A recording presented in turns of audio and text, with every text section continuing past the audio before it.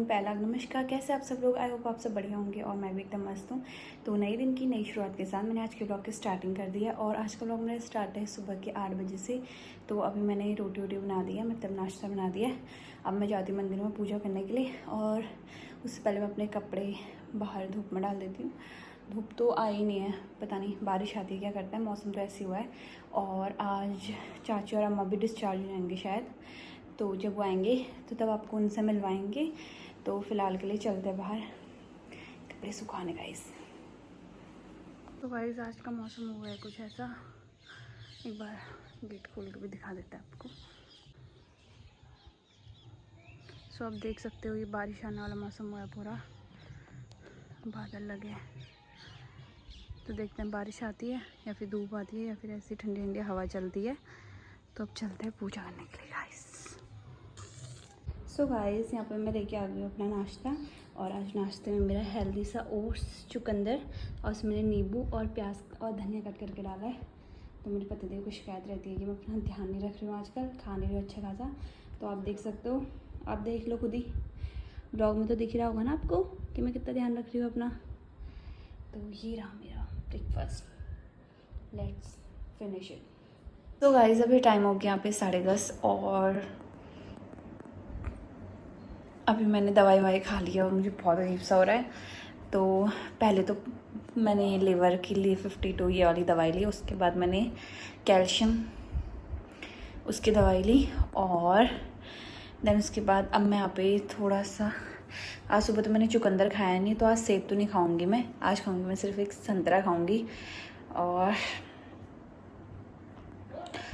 उसके बाद फिर बनाती हूँ दिन का खाना वाना, तो फिर मिलते हैं आपसे। और आप देख सकते हो आजकल मेरे मतलब फेस पे पूरी स्वेलिंग आई हुई है और हाथ पैरों में भी आते रहती है मेरी, पता नहीं मतलब नॉर्मली ऐसे प्रेगनेंसी में होता है पर फेस पे क्यों आ रही है मुझे समझ में नहीं आ रहा है। अगर किसी के साथ ऐसा हुआ हो तो प्लीज़ मुझे ज़रूर बताना ऐसा क्यों हो रहा है, क्योंकि मैं हर एक छोटी छोटी चीज़ के लिए वरीड हो जाती हूँ कि आखिर ऐसा हो क्यों रहा है, क्या प्रॉब्लम हो सकती है। तो इस वजह से ना, जैसे पैरों में स्वेलिंग होती है तो उस चीज़ का मैं तोड़ निकाल लेती हूँ। जैसे शाम को मैं थोड़ी देर चलती हूँ, देन उसके बाद गर्म पानी में अपने पैर सेक लेती हूँ, मतलब बाल्टी में पैर डाल दी, उसके बाद ऑयल लगा दिया, तो थोड़ा मुझे रिलीफ मिलता है और नींद भी अच्छी आती है और टाइम से भी सो जाती हूँ। अदरवाइज़ वरना सो ही नहीं पाती हूँ। तो अभी फ़िलहाल मैं संतरा खाती हूँ, देन उसके बाद शाम को चाची लोग पता नहीं पीरू लोग कब तक आएंगे, तो फिर मिलवाता है आपको उनसे व्लॉग में। तब तक के लिए बने रहिए मेरे साथ। उससे संतरा ऐसे नहीं खाया जाता, तो मतलब कोई भी फ्रूट ऐसे नहीं खाया जाता। तो मैंने यहाँ पे ना अपने लिए नमक पीस के रखा है,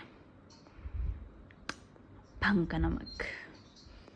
तो गाइस अभी दिन के बज गए 11:30 और अब चलते हैं दिन का खाना बनाने के लिए। और मुझे ना धीरे धीरे मेरे हाथ पैर में दिन में भी स्वेलिंग फील हो रही है, पता नहीं ऐसा क्यों हो रहा है, दोनों। तो फिलहाल चलते हैं खाना बनाने। गाइस अभी बज गए हैं शाम के 5:30 और अभी मैं रात के खाने की तैयारी कर रही हूँ, मतलब सब्ज़ी बना देती हूँ। उसके बाद चाची लोग भी आ गए हैं, तो अभी थोड़ी देर में आपसे मिलवाएंगे उनको। तो अब मैंने सब्जी वब्जी काट दी, तो दिखाते हैं आपको। आज मैं बना रही हूँ पत्ता गोभी और सुबह से तो धूप थी नहीं, अभी शाम को आ रही है, देख सकते हो। और यहाँ पे मैंने इसकी पूरी तैयारी कर दी है, तेल भी ऑलमोस्ट गर्म हो गया है। एग्जॉस्ट ऑन करते हैं, स्टीमर तो बनाते हैं।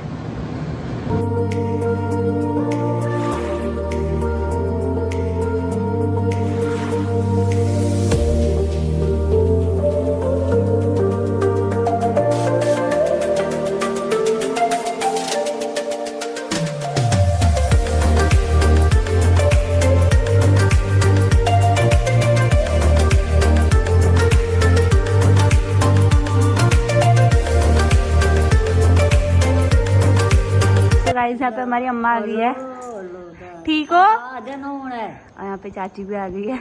हॉस्पिटल से चेहरा कैसा हो गया दोनों का। यहाँ पे हमारी पीरू मैडम भी आ गई है। आज चाची आची नहीं कहेंगे अब।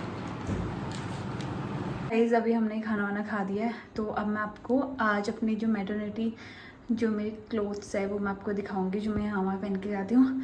वैसे मैंने टी शर्ट ली हुई थी घर में पहनने के लिए नॉर्मली, लेकिन मैंने कुछ और भी बना रखा है तो वो मैं आपको दिखाती हूँ। सो गाइस, बेसिकली क्या होता है ना कि प्रेगनेंसी के टाइम पे हमें लूज़ कपड़े पहनने चाहिए। तो उसके लिए मैंने गोइनास कलेक्शन से अपने के लिए कुछ ड्रेसेस बनवाई थी जो मेरी प्रेगनेंसी में भी और आफ्टर डिलीवरी में भी जो मेरे दोनों ही काम आ सके। तो वैसे क्या होता है ना, नॉर्मली 1-2 साल तक तो हमको ऐसे नॉर्मली पहननी चाहिए, क्योंकि बच्चों के साथ कपड़े गंदे भी हो जाते हैं और ऐसे कपड़े को करो कि जो काम भी आ सके। अब जैसे टी शर्ट वगैरह अभी तो सही है, लेकिन बाद में ब्रेस्ट फीडिंग के लिए बहुत दिक्कत होती है और उस टाइम पे तो ठंडों का टाइम है ना। तो इस वजह से मैंने अपने के लिए पहले कपड़े बना दिए, क्योंकि उसके बाद तो शायद बनवाते ही नहीं हैं। और तो मैं आपको दिखाती हूँ कि मैंने क्या क्या बनाया अपने के लिए। तो और वो कैसे बना रखे उनका डिज़ाइन भी मैं आपको बता देती हूँ।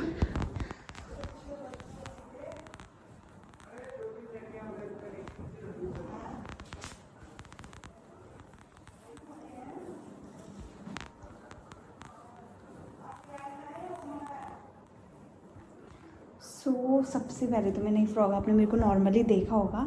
अब आप लोग बोलोगे कि फ्रॉक ही तो है, इसमें इतना दिखाने की क्या ज़रूरत है नहीं। नॉर्मल फ्रॉक ही तो है, वो तो हर कोई पहनता है, हर किसी को पता होता है कि प्रेगनेंसी में ढीले कपड़े पहनने चाहिए और इस टाइप के पहनने चाहिए करके। तो जो नॉर्मली जो मार्केट में फ़्रॉक हमें मिलते हैं, मतलब बहुत कम ऐसा होता है कि वो हमें आफ्टर डिलीवरी भी हमारे काम आ जाते हैं। बट अगर तुम इसको कहीं से कस्टमाइज़ कराओ तो क्या होता है ना, थोड़ा दिमाग लगा के करना चाहिए। कि ये मैंने यहाँ पर से ऐसे बटन वाले ऐसे वाले बनाए हैं और ये बटन ऐसे खुल जाते हैं, जो कि आफ्टर डिलीवरी ब्रेस्ट फीडिंग के लिए बेस्ट रहते हैं। तो मैंने ऐसे 2-3 फ्रॉक बनाए अपने के लिए और मैंने कपड़ा ऐसा चूज़ कर रखा है जो कि मेरे ठंडों में भी काम आ सके।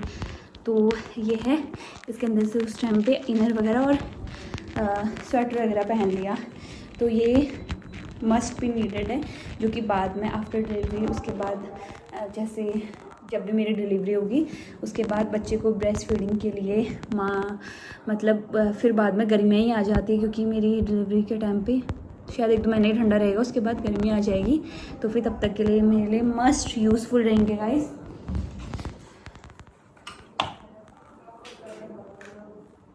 और साथ ही मैंने यहाँ पे 2 फ्रॉक और बना रखे हैं।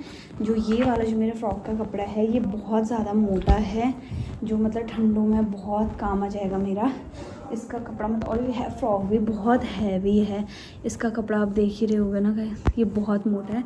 और इसका पैटर्न भी सेम है, इसमें भी मैंने हुक्स वगैरह लगा रखे हैं। तो अभी ये मैंने पहने तो नहीं है, क्योंकि घर में अभी फ़िलहाल मेरा हल्का टी शर्ट से काम चल रहा है। फ्रॉक अभी वैसे भी ज़्यादा अभी मतलब गर्मी है तो इतना कैरी करने में भी मुश्किल होता है। जब मैं यहाँ जाती हूँ तो तब पहनती हूँ। और एक मैंने ये बनाया है, क्योंकि ठंडों के टाइम पे ऐसा होता है कपड़े सूखते नहीं हैं। मतलब अगर कोई भी चीज़, जैसे प्रेगनेंसी है, जब बच्चा हम पैदा करते हैं उससे पहले भी हम सोचते कि अभी हम इस चीज़ के लिए कैपेबल हैं नहीं है। तो प्रेगनेंसी में हर एक छोटी से छोटी चीज़ सोच समझ के करनी चाहिए, जो कि हमारे बाद के लिए भी काम आ सके, है ना। अपने कपड़ों से लेके, अपने खान पान से लेके कि अभी हम अपना खान पान कैसे रख रहे हैं, जो कि बाद में हमारे लिए सही रहेगा या गलत रहेगा, है नहीं। तो हर एक चीज़ सोच समझ के करनी चाहिए। तभी कहते हैं ना, एक समझदार माँ का विकास तभी होता है जब वो हर एक छोटी से छोटी चीज़ को समझ कर करे। तो यहीं से सब कुछ स्टार्टिंग हो जाता है। अब ये नहीं कि हम 9 महीने कुछ और कपड़े पहने, उसके बाद आफ्टर डिलीवरी कुछ और कपड़े पहने, है नहीं। तो कपड़े ऐसे बनाओ कि जो तुम्हारे 9 महीने के पीरियड में भी काम आ जाए, और उसके बाद जब तुम्हारी डिलीवरी हो उस टाइम पे भी तुम्हारे लिए वो बहुत यूज़फुल है। तो मैंने 3-4 फ्रॉक्स अपने के लिए ऐसे बनाए जो मेरे आफ्टर डिलीवरी भी मेरे काम आ सके। तो अगर आप लोग को भी ऐसे बनवाने हो, अगर लोकल के जो हैं तो वो गोइनास कलेक्शन जाएँ, और अगर कहीं और क्या है तो वहाँ पे अपना कपड़ा लेके ये इस तरह का पैटर्न आप बनवा सकते हैं। और बहुत लाइट वेटेड है, ऐसे कैरी करने में भी इनको कोई प्रॉब्लम नहीं आती है। ऐसा नहीं कि बहुत घेर है, ये है तो ये नॉर्मली है।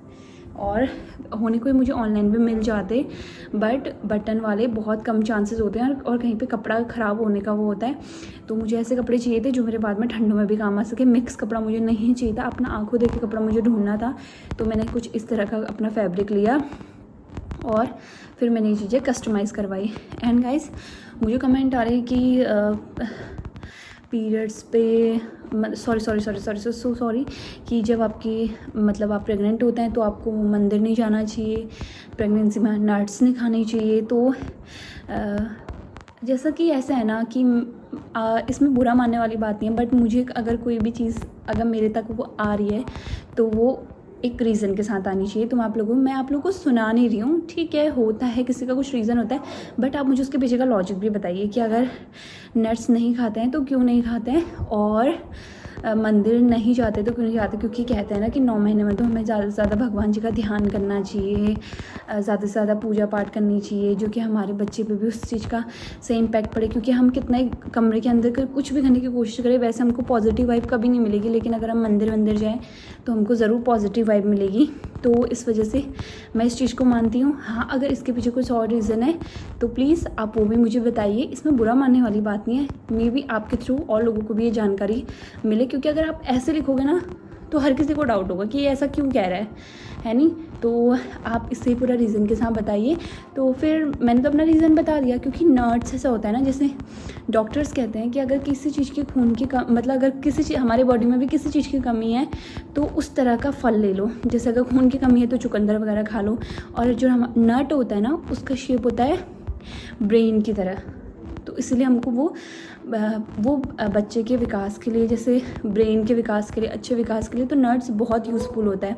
और उसमें ऑयल भी होता है, जैसे कि प्रेगनेंसी में हमारी बॉडी स्किन बहुत ड्राई होने लग जाती है क्योंकि खिंचती है ना, तो कहते हैं कि ऐसी चीज़ें लो जो हमारी थोड़ा बॉडी में ऑयल रखें।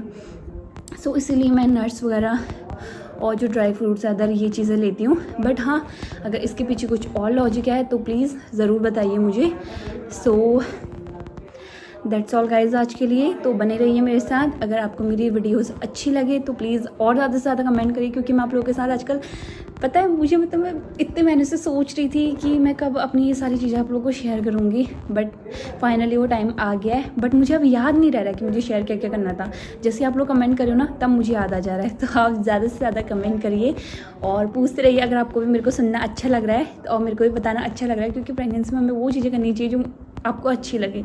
और जैसे कि मुझे पहले से कि हाँ, मैं कुछ अपने अंदर की ऐसी चीज़ें जो मैं आपको बता सकूँ, ये मुझे पहले से पसंद है, तो अभी भी मुझे मतलब ऐसी चीज़ें बताने का मन करता है। तो अगर आप लोग को ऐसा कुछ भी जानना हो तो प्लीज़ ज़्यादा से ज़्यादा कमेंट करिए और बने रहिए मेरे साथ। तो मिलता है आपको कल के नेक्स्ट व्लॉग पे, तब तक के लिए bye bye, take care guys.